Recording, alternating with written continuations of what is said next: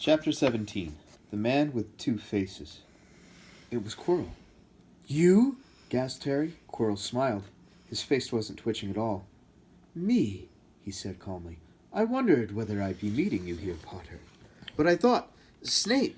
"Severus?" Quirrell laughed, and it wasn't his usual quivering treble either, but cold and sharp. "Yes, Severus does seem the type, doesn't he? So useful to have him swooping around like an overgrown bat. Next to him, who would suspect poor stuttering Professor Quirrell?" Harry couldn't take it in. This couldn't be true. It couldn't. "But Snape tried to kill me." "No, no, no. I tried to kill you. Your friend, Miss Granger, accidentally knocked me over as she rushed to set fire to Snape at that Quidditch match. She broke my eye contact with you. Another few seconds and I'd have got you off that broom. I'd have managed it before then if Snape hadn't been muttering a counter curse, trying to save you." "Snape was trying to save me?" "Of course," said Quirrell coolly. "Why do you think he wanted to referee your next match? He was trying to make sure I didn't do it again. Funny, really, he needn't have bothered. I couldn't do anything with Dumbledore watching. All the other teachers thought Snape was trying to stop Gryffindor from winning. He did make himself unpopular. And what a waste of time, when after all that, I'm going to kill you tonight." Quirrell snapped his fingers. Ropes sprang out of thin air and wrapped themselves tightly around Harry. "You're too nosy to live, Potter. Scurrying around the school on Halloween like that, for all I knew you'd seen me coming to look at what was guarding the stone. You let the troll in?" "Certainly. I have a special gift with trolls. You must have seen what I did to the one back in the chamber there." Unfortunately, while everyone else was running around looking for it, Snape, who had already suspected me, went straight to the third floor to head me off. Not only did my troll fail to beat you to death, that three-headed dog didn't even manage to bite Snape's leg off properly. Now, wait quietly, Potter. I need to examine this interesting mirror." It was only then that Harry realized what was standing behind Quirrell. It was the mirror of Erised. "This mirror is the key to finding the stone," Quirrell murmured, tapping his way around the frame. "Trust Dumbledore to come up with something like this. But he's in London. I'll be far away by the time he gets back." All Harry could think of doing was to keep Quirrell talking and stop him from concentrating on the mirror. "I saw you and Snape in the forest," he blurted out. "Yes," said Quirrell idly, walking around the mirror to look at the back. "He was on to me by that time, trying to find out how far I'd got. He suspected me all along, tried to frighten me, as though he could when I had Lord Voldemort on my side." Quirrell came back out from behind the mirror and stared hungrily into it. "I see this stone. I'm presenting it to my master. But where is it?" Harry struggled against the ropes binding him, but they didn't give. He had to keep Quirrell from giving his whole attention to the mirror. "But Snape always seemed to hate me so much." "Oh, he does," said Quirrell casually. "Heavens, yes. He was at Hogwarts with your father, didn't you know? They loathed each other. But he never wanted you dead." "But I heard you a few days ago sobbing. I thought Snape was threatening you." For the first time, a spasm of fear flitted across Quirrell's face. "Sometimes," he said, "I find it hard to follow my master's instructions. He is a great wizard, and I am weak." "You mean he was there in the classroom with you?" Harry gasped. "He is with me wherever I go," said Quirrell quietly. "I met him when I traveled around the world. A foolish young man I was then, full of ridiculous ideas about good and evil. Lord Voldemort showed me how wrong I was. There is no good and evil, there is only power, and those too weak to seek it. Since then I have served him faithfully, although I have let him down many times. He has had to be very hard on me." Quirrell shivered suddenly. "He does not forgive mistakes easily. When I failed to steal the stone from Gringotts, he was most displeased. He punished me, decided he would have to keep a closer watch on me." Quirrell's voice trailed away. Harry was remembering his trip to Diagon Alley. How could he have been so stupid? He'd seen Quirrell there that very day, shaken hands with him in the Leaky Cauldron. Quirrell cursed under his breath. "I don't understand. Is the stone inside the mirror? Should I break it?" Harry's mind was racing. "What I want more than anything else in the world at the moment," he thought, "is to find the stone before Quirrell does. So if I look in the mirror, I should see myself finding it, which means I'll see where it's hidden. But how can I look without Quirrell realizing what I'm up to?" He tried to edge to the left, to get in front of the glass without Quirrell noticing, but the ropes around his ankles were too tight. He tripped and fell over. Quirrell ignored him. He was still talking to himself. "What does this mirror do? How does it work? Help me, master. And to Harry's horror, a voice answered, and the voice seemed to come from Quirrell himself. Use the boy. Use the boy. Quirrell rounded on Harry. Yes, Potter, come here. He clapped his hands once, and the ropes binding Harry fell off. Harry got slowly to his feet. Come here, Quirrell repeated. Look in the mirror and tell me what you see.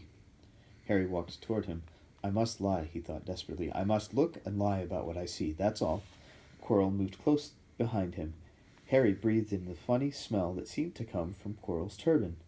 He closed his eyes, stepped in front of the mirror, and opened them again. He saw his reflection, pale and scared-looking at first, but a moment later the reflection smiled at him. It put its hand into its pocket and pulled up a blood-red stone. It winked and put the stone back in its pocket, and as it did so, Harry felt something heavy drop into his real pocket. Somehow, incredibly, he'd gotten the stone. Well, said Quirrell impatiently, what do you see? Harry screwed up his courage. I see myself shaking hands with Dumbledore, he invented. I've won the House Cup for Gryffindor. Quirrell cursed again. Get out of the way, he said. As Harry moved aside, he felt the Sorcerer's Stone against his leg. Did he dare make a break for it? But he hadn't walked 5 paces before a high voice spoke, and though Quirrell wasn't moving his lip. He lies! He lies! Potter, come back here, Quirrell shouted. Tell me the truth. What did you just see? The high voice spoke again. Let me speak to him, face to face. Master, you are not strong enough. I have strength enough for this. Harry felt as if Devil's Snare was rooting him to the spot. He couldn't move a muscle. Petrified, he watched as Quirrell reached up and began to unwrap his turban. What was going on? The turban fell away. Quirrell's head looked strangely small without it. Then he turned slowly on the spot. Harry would have screamed, but he couldn't make a sound. Where there should have been a back to Quirrell's head, there was a face, the most terrible face Harry had ever seen.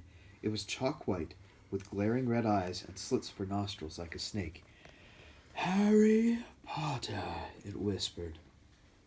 Harry tried to take a step backward, but his legs wouldn't move.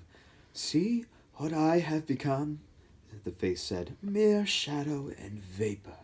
I have form only when I can share another's body, but there have always been those willing to let me into their hearts and minds.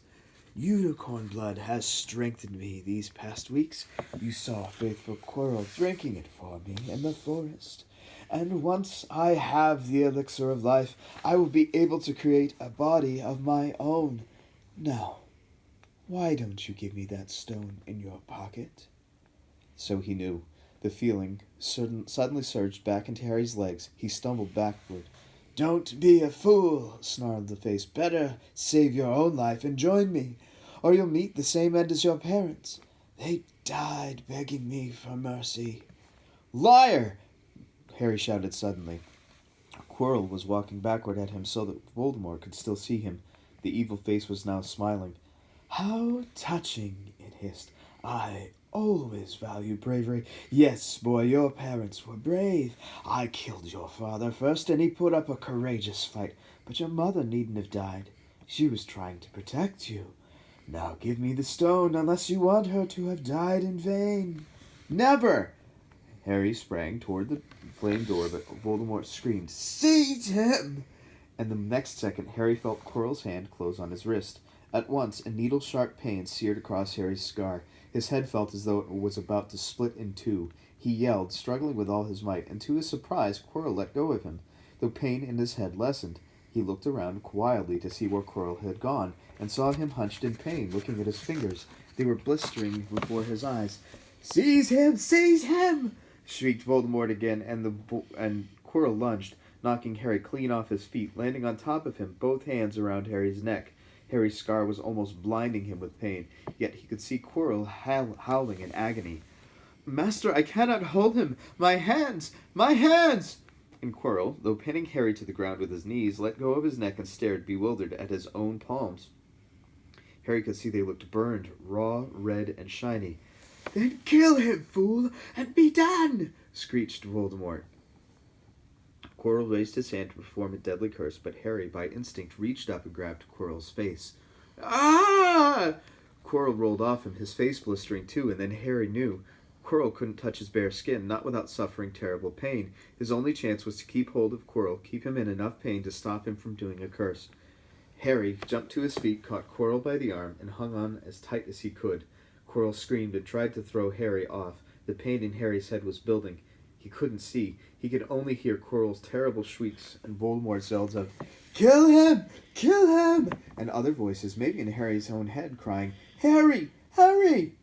He felt Quirrell's arm wrenched from his grasp, knew all was lost, and fell into blackness. Down, down, down. Something gold was glinting just above him. The snitch! He tried to catch it, but his arms were too heavy. He blinked. It wasn't the snitch at all. It was a pair of glasses.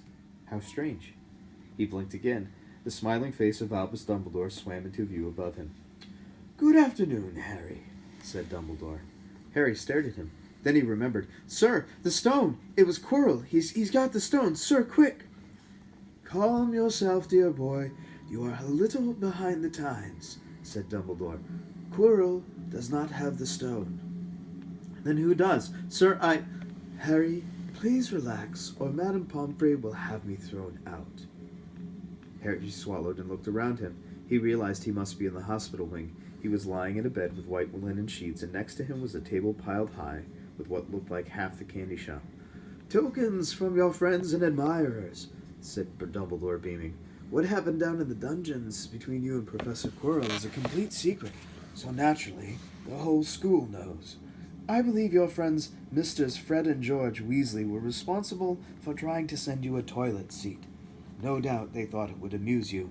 Madame Pomfrey, however, thought it might not be very hygienic, and confiscated it. How long have I been in here?" 3 days. Mr. Ronald Weasley and Miss Granger will be most relieved you have come round. They have been extremely worried."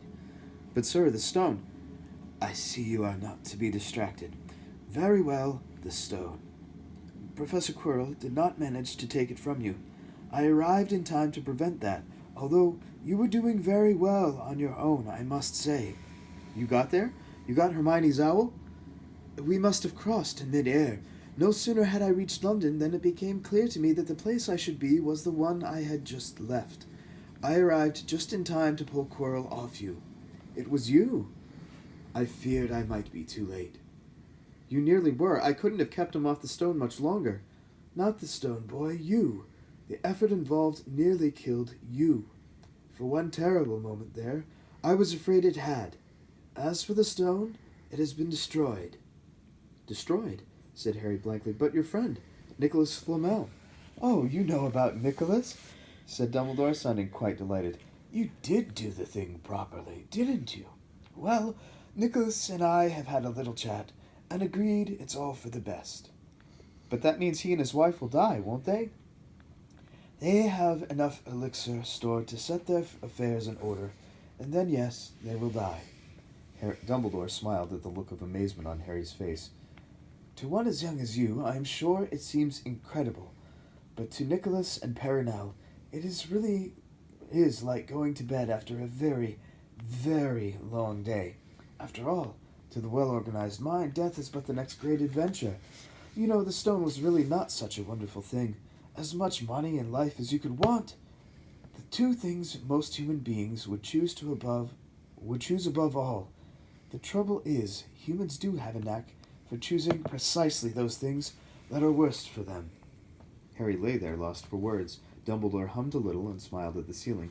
"Sir," said Harry, "I've been thinking, sir, even if the stone's gone, you know who—" "Call him Voldemort, Harry. Always use the proper name for things. Fear of a name increases the fear of the thing of itself." "Yes, sir. Well, Voldemort's going to try other ways of coming back, isn't he? He hasn't gone, has he?" "No, Harry, he has not. He is still out there somewhere, perhaps looking for another body to share. Not being truly alive, he cannot be killed. He left Quirrell to die.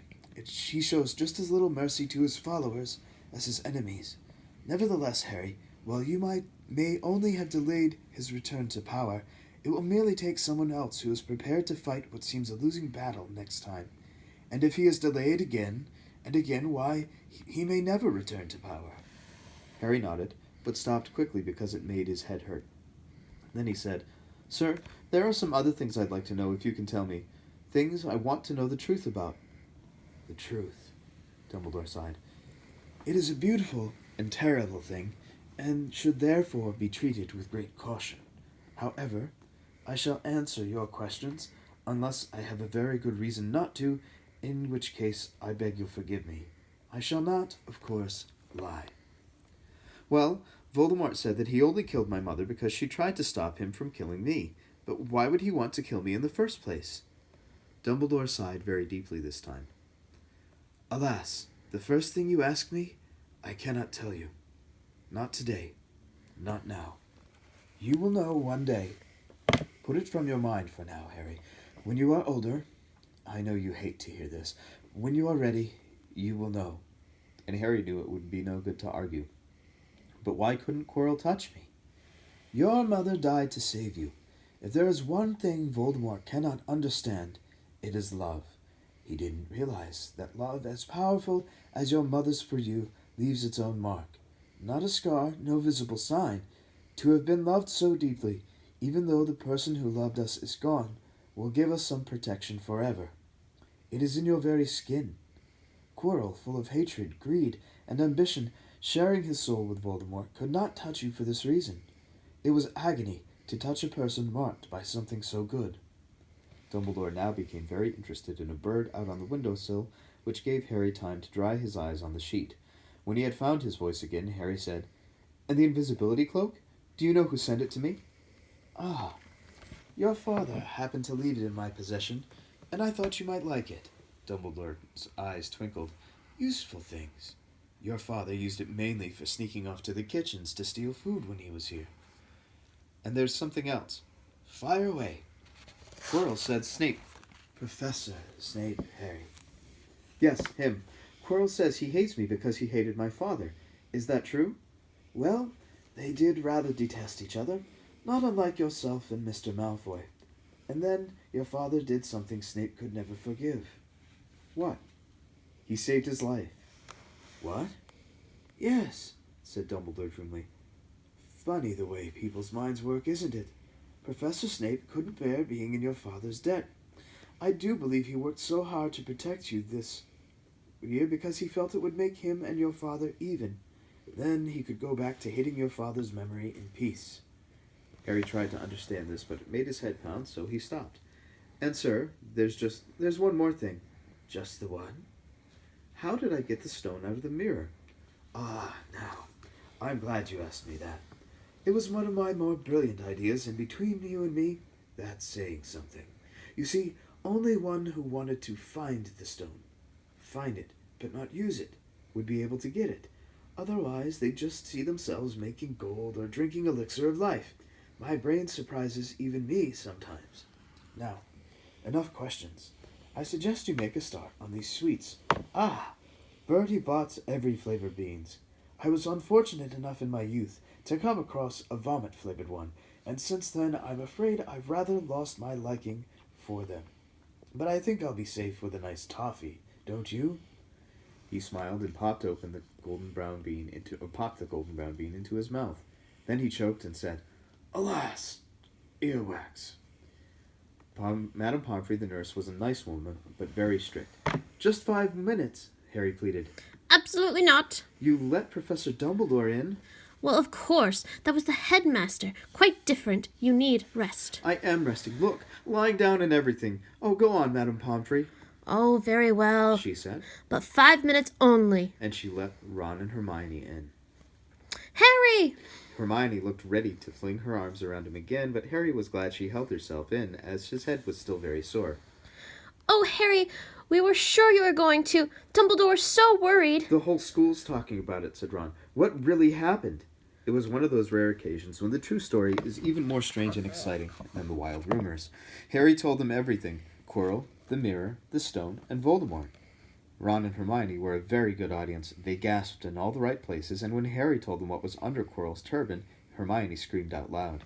"So the stone's gone?" said Ron finally. "Flamel's just gonna die?" "That's what I said. But Dumbledore thinks that, what was it? To the well-organized mind, death is but the next great adventure." I always said he was off his rocker, said Ron, looking quite impressed at how crazy his hero was. So what happened to you two? Said Harry. Well, I got back all right, Said Hermione. I brought Ron around. That took a while, and we were dashing up to the Owlery to contact Dumbledore when we met him in the entrance hall. He already knew. He just said, "Harry's gone after him, hasn't he?" and hurtled off to the third floor. Do you think he meant you to do it? Said Ron, sending you your father's cloak and everything? Well, Hermione exploded. if he did, I mean to say that's terrible. You could have been killed. No, it isn't, said Harry thoughtfully. He's a funny man, Dumbledore. I think he sort of wanted to give me a chance. I think he knows more or less everything that goes on around here, you know? I reckon he had a pretty good idea we were going to try, and instead of stopping us, he just taught us enough to help. I don't think it was an accident he let me find out how the mirror worked. It's almost like he thought I had the right to face Voldemort if I could. Yeah, Dumbledore's off his rocker, all right, said Ron proudly. Listen, you've got to be up for the end-of-the-year feast tomorrow. The points are all in, and Slytherin won, of course. You missed the last Quidditch match. We were steamrollered by Ravenclaw without you. But the food will be good. At that moment, Madame Pomfrey bustled over. You've had nearly 15 minutes. Now out, she said firmly. After a good night's sleep, Harry felt nearly back to normal. I want to go to the feast, he told Madame Pomfrey as she straightened his many candy boxes. I can, can't I? Professor Dumbledore says you are to be allowed to go, she said sniffily, as though in her opinion Professor Dumbledore didn't realize how risky feasts could be. And you have another visitor. Oh, good, said Harry. Who is it? Hagrid sidled through the door as he spoke. As usual, when he was indoors, Hagrid looked too big to be allowed. He sat down next to Harry, took one look at him, and burst into tears. It's all my ruddy fault, he sobbed, his face in his hands. I told the evil git how to get past Fluffy. I told him. It was the only thing he didn't know, and I told him. You could have died, all for a dragon egg. I'll never drink again. I should be chucked out and made to live as a muggle.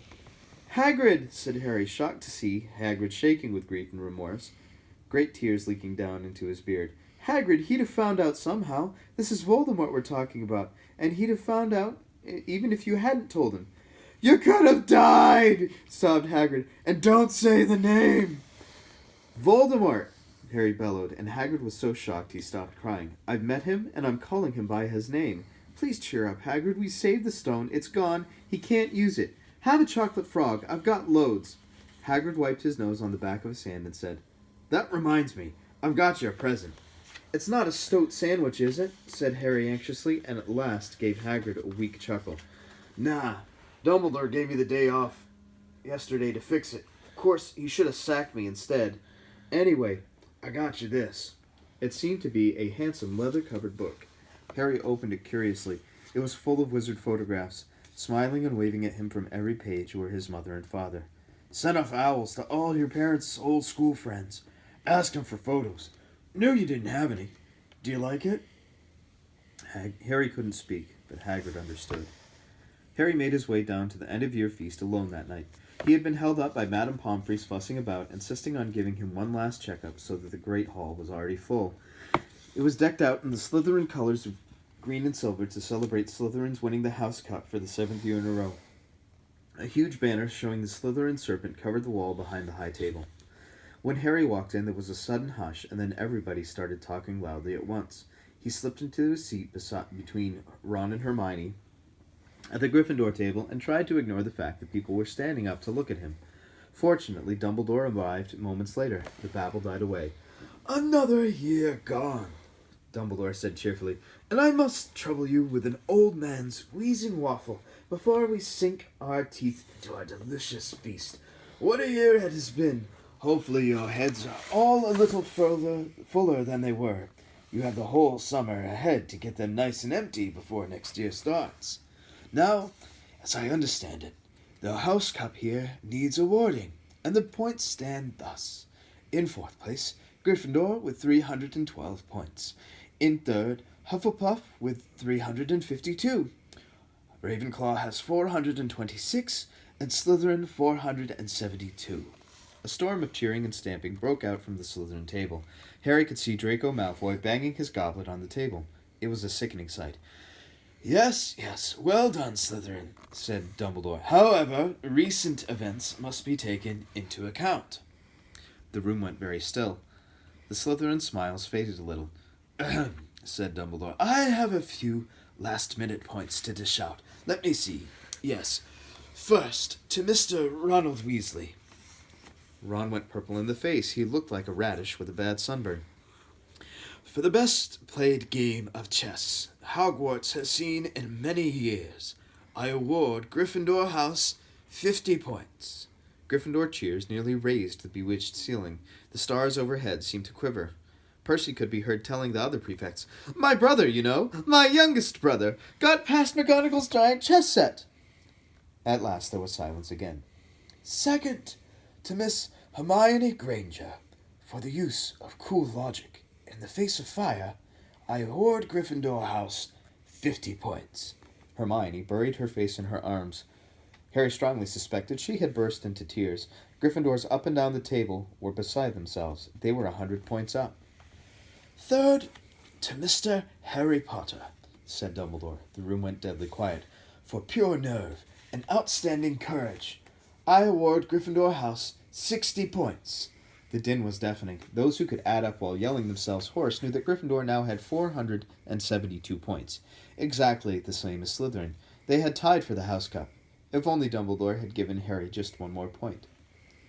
Dumbledore raised his hand. The room gradually fell silent. There are all kinds of courage, said Dumbledore, smiling. It takes a great deal of bravery to stand up to our enemies, but just as much to stand up to our friends. I therefore award 10 points to Mr. Neville Longbottom. Someone standing outside the Great Hall might well have thought that some sort of explosion had taken place, so loud was the noise that erupted from the Gryffindor table. Harry, Ron, and Hermione stood up to yell and cheer as Neville, white with shock, disappeared under a pile of people hugging him. He had never won so much as a point for Gryffindor before. Harry, still cheering, nudged Ron in the ribs and pointed at Malfoy, who couldn't have looked more stunned and horrified if he'd just had the body bind curse put on him. Which means, Dumbledore called over the storm of applause, for even Ravenclaw and Hufflepuff were celebrating the downfall of Slytherin, we need a little change of decoration. He clapped his hands. In an instant the green hangings became scarlet and the silver became gold. The huge Slytherin serpent vanished, and a towering Gryffindor lion took its place. Snape was shaking Professor McGonagall's hand with a horrible forced smile. He caught Harry's eye, and Harry knew at once that Snape's feelings toward him hadn't changed one jot. This didn't worry Harry. It seemed as though life would be back to normal next year, or as normal as it ever was at Hogwarts. It was the best evening of Harry's life, better than winning at Quidditch, or Christmas, or knocking out mountain trolls. He would never, ever forget tonight. Harry had almost forgotten that the exam results were still to come, but come they did. To their great surprise, both he and Ron passed with good marks. Hermione, of course, had the best grades of the first years. Even Neville scraped through, his good old herbology mark making up for his abysmal potions one. They had hoped that Goyle, who was almost as stupid as he was mean, might be thrown out, but he had passed too. It was a shame, but as Ron said, you couldn't have everything in life. And suddenly, their wardrobes were empty, their trunks were packed, Neville's toad was found lurking in a corner of the toilets. Notes were handed out to all students, warning them not to use magic over the holidays. I always hope they'll forget to give us these, said Fred Weasley sadly. Hagrid was there to take them down to the fleet of boats that sailed across the lake. They were boarding the Hogwarts Express, talking and laughing as the countryside became greener and tidier, eating Bertie Bott's every flavor beans as they sped past Muggle towns, pulling off their wizard robes and putting on jackets and coats, pulling onto platform 9 3/4 at King's Cross Station. It took them quite a while for them all to get off the platform. A wizened old guard was up by the ticket barrier, letting them go through the gates in 2s and 3s, so that they didn't attract attention by all bursting out of a solid wall at once and alarming the Muggles. You must come and stay this summer, said Ron. Both of you. I'll send an owl. Thanks, said Harry. I'll need something to look forward to. People jostled as they moved forward to the gateway back to the Muggle world. Some of them called, Bye, Harry. See you, Potter. Still famous, said Ron, grinning at him. Not where I'm going, I promise you, said Harry. He, Ron, and Hermione passed through the gateway together. There he is, Mom. There he is, look. It was Ginny Weasley, Ron's younger sister, but she wasn't pointing at Ron. Harry Potter! She squealed. Look, Mom, I can see. Be quiet, Ginny. It's rude to point. Mrs. Weasley smiled down at them. Busy year? She said. Very, said Harry. Thanks for the smudge and the sweater, Mrs. Weasley. Oh, it was nothing, dear. Ready, are you? It was Uncle Vernon, still purple-faced, still mustached, still looking furious at the nerve of Harry, carrying an owl in a cage in a station full of ordinary people. Behind him stood Aunt Petunia and Dudley, looking terrified at the very sight of Harry. You must be Harry's family, said Mrs. Weasley. In a manner of speaking, said Uncle Vernon. Hurry up, boy, we haven't got all day. He walked away. Harry hung back for a last word with Ron and Hermione. See you over the summer, then. Hope you have a good holiday, said Hermione, looking uncertainly after Uncle Vernon, shocked that anyone could be so unpleasant. Oh, I will, said Harry, and they were surprised at the grin that was spreading over his face. They don't know we're not allowed to use magic at home. I'm going to have a lot of fun with Dudley this summer.